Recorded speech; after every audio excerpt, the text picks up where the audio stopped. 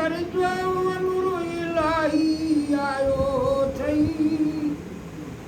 आयो आयो बच्चो पुछण लाइ कहिड़ी मूंझ मुझायो थई वो वालिद साईं देर न लायो शिष्य मुझ ते सीर बहायो वालिद साईं देर न लायो शिष्य मुझ ते सीर बहायो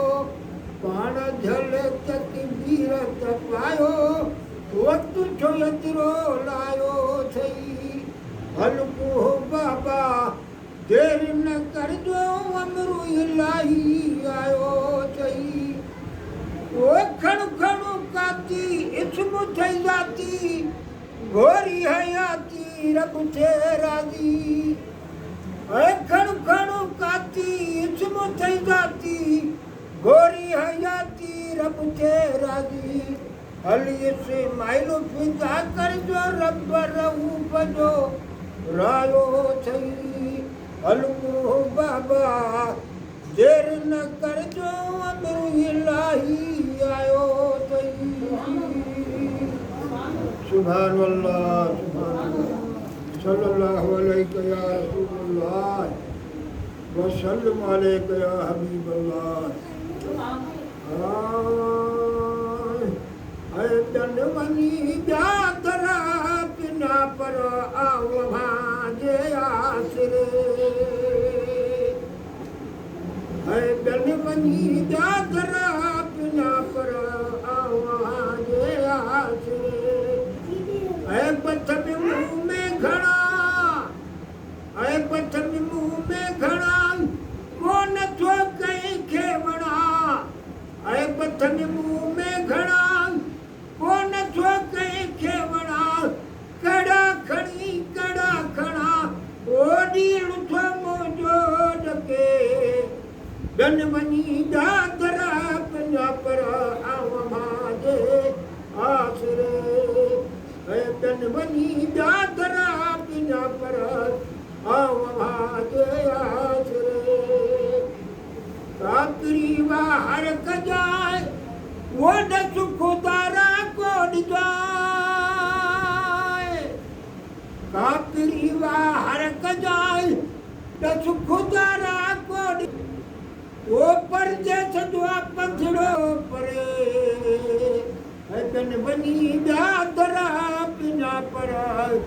आव माजे आसे है बन बनी दादरा पिना पर आव माजे आसरे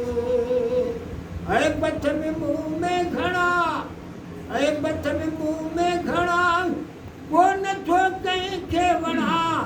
है कोन थो कहीं खेवड़ा कड़ा खड़ा वो डील थो मुझो डके बन वनी दादरा पिना पर आव भागे आसरे सब जनवा क्या बदा सब जनवा क्या बदा उत्मरोड़ी जादा सब जनवा क्या बदा उत्मरोड़ी जादा है मुजड़ा कई जदा है मुजड़ा कई जदा वो तंकल बैठा न तोते करे है तंकल बैठा तोते करे तन वनी दादरा पिना पर आव भाजे आसरे है तन वनी दादरा पिना पर आव भाजे आसरे ऐ पथ में मुंह में घड़ा वो कोन थो के खेवड़ा वो कड़ा खड़ा वो डील थो मुझो डके बन वनी दादरा पिना पर आव भाजे आसरे अब जनवा क्या बड़ा उत्मरोड़ी दाहदा सब जनवा क्या बड़ा उत्मरोड़ी दाहदा वो मुजड़ा कई जड़ा तंकल बैठा तोते करे बन बन बनी दादरा पिया पर आवाज़ आसरे साम झल मुंह झले वो चवे हाजी गुलाम नबी वो परदेस जो पंथड़ो परे बन बनी दादरा पिया पर आवाज़ आसरे सुभान अल्लाह